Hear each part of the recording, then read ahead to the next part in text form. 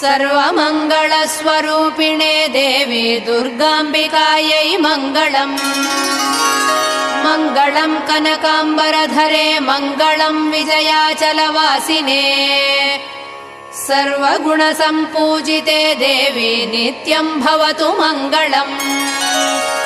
वरदाभयहस्ते Bhavani निखिलेश्वरी।